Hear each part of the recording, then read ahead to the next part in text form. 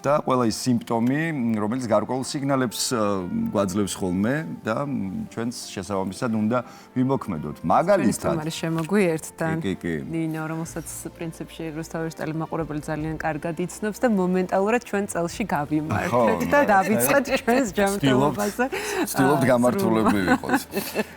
მოკლედ, თქვენი ცოდით თუ არა, რომ კისრის ქრონიკული ტკივილის მიზეზი შეიძლება საერთოდ არ იყოს თავად კისერში. ასევე თურმე არასწორ თანკბილვა შესაძლოა ბრეკეტების გარეშეც უშველოთ და საქმე იმაშია, რომ თურმე უამრავმა პრობლემამ სათავე შესაძლოა ყბის სახსრისგან, კბილების არასწორი თანკბილვისგან, ტრავმისგან, ან უბრალოდ სახსრის გადატვირთვისგან აიღოს. თემაზე სასაუბროდ გვიერთდება როგორც თაკომ აღნიშნა ტრადიციული მედიცინის სპეციალისტი ქალბატონი ნინო ვაშაკიძე, რომლის გამოჩენაც ტელეეკრანებზე ყოველთვის არის ხოლმე რეზონანსული, იმიტომ რომ საინტერესოს ბევრს ვიგებთ მისგან. დილამშვიდობისა. მადლობა მობრძანებისთვის. აი კიდევ ერთი რეზონანსული ამბავი და თემა, რომელსაც ახლა ჩვენ წარმატებით გავშლით. მე პირადად ვარ ამ მიმართულებით პაციენტი. შეიძლება თამამად ითქვას, იმიტომ რომ ვიწერები იმ ადამიანთა რიგში, რომელსაც 24/7-ზე აქვს კისერში დაჭიმულობა, კისრის ტკივილი, თანკბილვის პრობლემებიც მქონდა თან ამ ყველაფერთან ერთად და გუში, როდესაც ჩვენ ამ თემას გავდიოდით, სხვათა შორის ყველა ის სიმპტომი, რომელიც ჩამოთვალეთ, ნათლად აისახებოდა ეტაპობრივად ჩემს ცხოვრებაში და ახლაც თან მძდევს. მოგვიყევით. არ გეტყობათ. კარგად მადლობა, კარგად მიღმა. მაგრამ არ მოტყუვდეთ, იმიტომ რომ ფაქტია არის ეს პრობლემები. მაშინ გითხარით, რა კავშირში შეიძლება იყოს ერთმანეთთან ნამდვილად ეს თანკბილვა, კისრის ტკივილი, შემდეგ გუში ნაღვლის ბუშტიც ვახსენეთ და სხვა რიგი პრობლემები. დავიწყოთ და როდესაც რაღაც ხდება, სწრაფად რომ მოვასწრო ყველაფერი. როდესაც ადგილობრივად არის პრობლემა დაუშვათ და ამ თანკბილვას ხედავ, კარიერს ხედავ, ყბის მდგომარეობას ხედავ, ეს ცალკე თემა არის და ის რომ კისერი ტკივა და აქედან შეიძლება იყოს გამოწვეული ამ პირიქით და უფრო მნიშვნელოვანია, იმიტომ რომ ბავშვები სულ იმას გავიძახით თქვენთან სტუმრობისასაც, რომ კისერი ბავშვობაში კისრის მდგომარეობა თუ არასწორია, იქვე ფუჭდება თანკბილვა ყვარმიდის უკან. აი, ეხლა რა პოზებიც არის მოდაში, ასე ვთქვათ, ამ პოზების გამო. და მე უკვე სტილის წესის ზოგადად ჩვენი ცხოვრების სტილი დღევანდელი არის აბსოლუტურად არაფიზიოლოგიური. ანუ ადამიანი არ მოძრაობს და მოძრაობა ჭირდება, მზეს არ უყურებს და მზე ჭირდება და ასე შემდეგ. და უნდა გავაკეთოთ ყველაფერი იმისთვის, რომ ფიზიოლოგიური მდგომარეობა მე ვბერდებით და ხდებით ზედები და ამ დროს შეიძლება უფრო გვიან დაბერდე, როდესაც სხეული მთლიანად მოძრაობს. ანუ მოძრაობაშია შეიძლება ერთ-ერთი მთავარი და სტრესი, იმიტომ რომ ერთ-ერთი მიზეზი აი ამ ტკივილების არის შეკავებული ემოციები. აი ხა მე მეჩქარებოდა თქვენთან და დავაფიქსირებ, რომ ყბა შევკარი, გადავიდა სიგნალი უკან, გადავიდა და მე ვიქნები მთელი დღე წუთხასიათზე, წარფშეკრული. ანუ ამ სტრესმა განაპირობა რაღაც გარკვეული დისკომფორტები და ერთგვარი არავის არ გუნია, სპაზმი. ერთგვარი არა, სპაზმი მრავალი კუნთის, რომელიც თვითონ აი ამას არ ქონიათ, გაჩუმდი. და გაჩუმდი. და გაიღიმე მე თან გაიღიმე. მე რა კარგია ცხოვრება. თან გაჩუმდი, თან დააჭირე. და ეს შველის, აი ვთქვათ ეს მანიპულაცია, აი თუნდაც არა ბუნებრივი, არა ორგანული და აი ხელოვნურად ღიმილი აი ამ სპაზმს. თუ არასწორად არის ეს, ნახე, დასპაზმე და გაიღიმე, კიდე უფრო უარესია. და მიმიკაც აბსოლუტურად არაგულწრფელი არის ამ დროს, ვერ დაიჯერებთ ნამდვილი ღიმილი და ეს ღიმილი სხვადასხვა რაღაცა. ემოციაც არასწორი მოდის შესაძლოა. ემოციაც არასწორი მოდის და დისონანსია ეს ყველაფერი. ნუ, გადავიდეთ კისერზე. კისრიდან შეიძლება შემდეგ მე ბეჯზე გადავიდეს ეს ტკივილი, წინ გადმოვიდეს. აი ყბის სახსრის პრობლემა მთავარი ეს კი არ არის, ამას კიდე იპოვი. ყურის ტკივილი გამოიწვიოს. ამ სამწვერა ნერვი აი ეს ზონა გააღიზიანოს. შეიძლება გქონდეთ ტკივილი წარბის აი ზევით რო გაყვეთ, აი ესე ყურს რომ მიყვეთ და მიხვიდეთ უკან კისერთან. აი ამ გაყოლებაზე შეიძლება იყოს ტკივილი და ძალიან ხშირად არის ეს გამოწვეული ამ ყბის სახსრის პრობლემებით. ყველაზე მინიმალურიად კაცუნი რო აქვთ.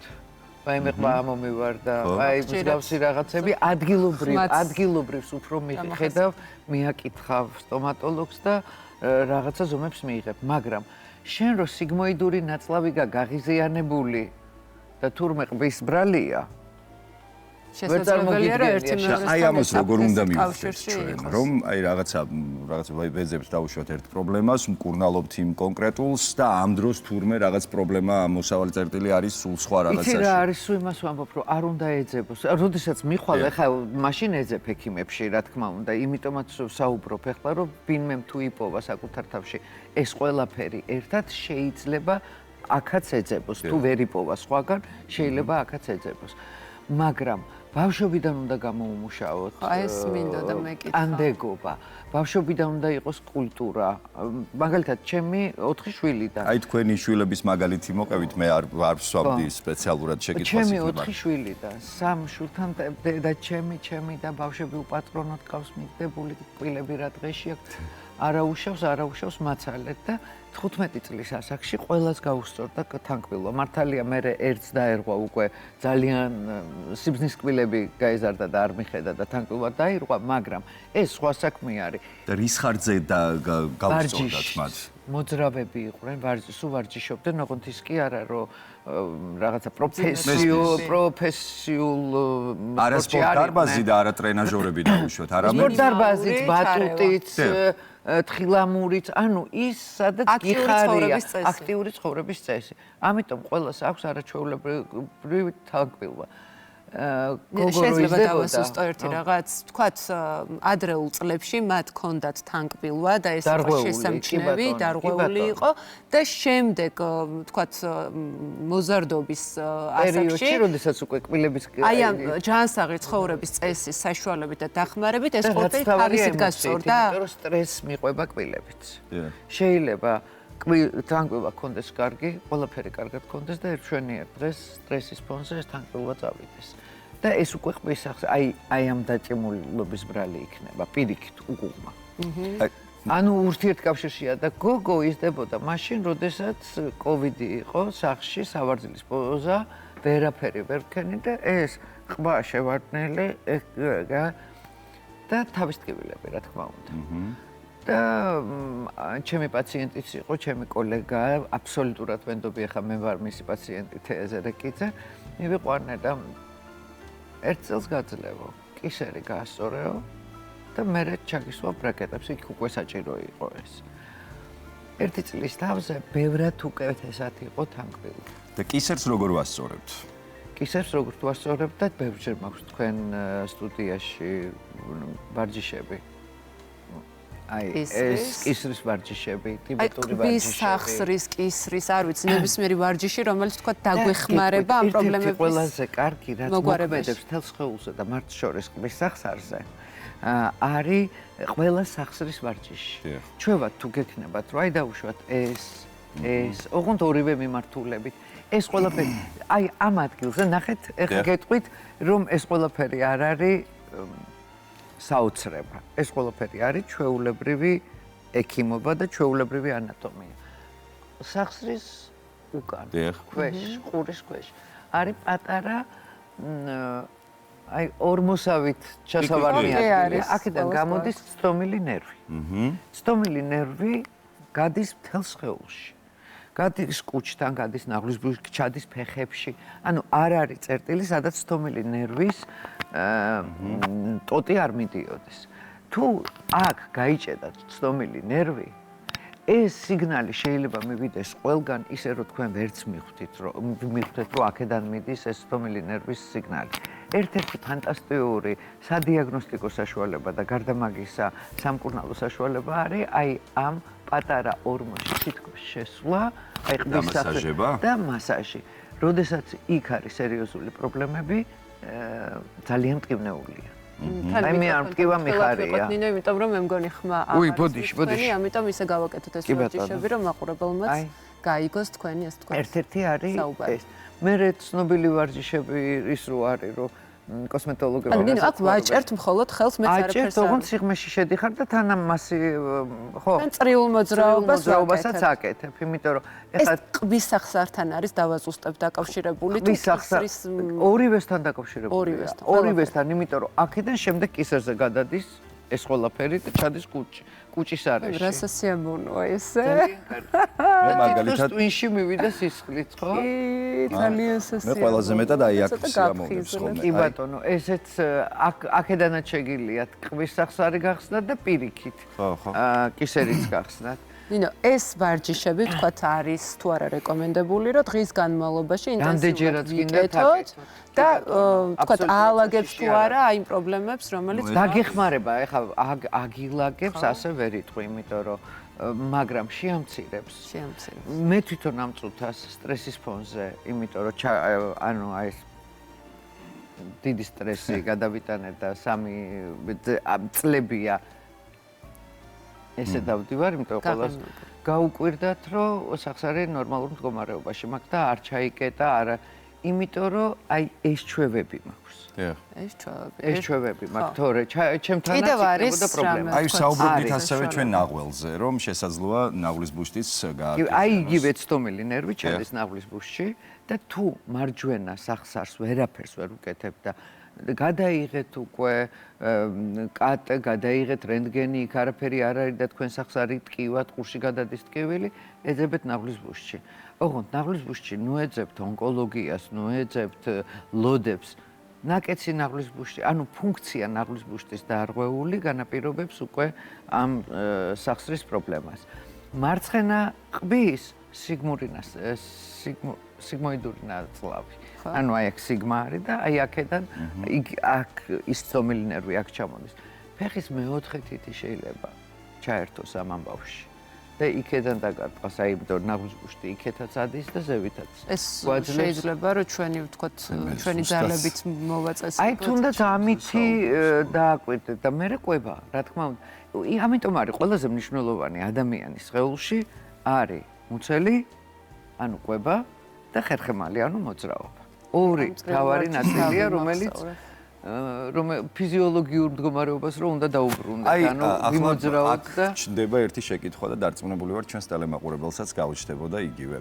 ჩვენ ვსაუბრობთ ახლა რამოდენიმე პრობლემაზე, რომელიც სხვადასხვა ორგანოს, სხეულის სხვადასხვა ნაწილს და შესაბამისად სხვადასხვა სპეციალისტს ეკუთვნის. კი ბატონო. აი ადამიანი, რომელიც მსგავს ჩივილებს ატყობს საკუთარ თავს, სად მიდის? რომელი სპეციალისტისკენ იღებს გეზს? იქ როგორ არის? ძალიან ხშირად ხდებიან ჩემთან. დიახ. რა თქმა უნდა, ყბას თუ გრძნობენ, ძალიან ხშირად ხდებიან სტომატოლოგთან და აბსოლუტურად სწორი მიმართულება არის. მთავარია, კარგი ექიმი შეხვდეს და სწორად უმკურნალოს. ძალიან ხშირად მიდიან გასტროენტეროლოგებთან.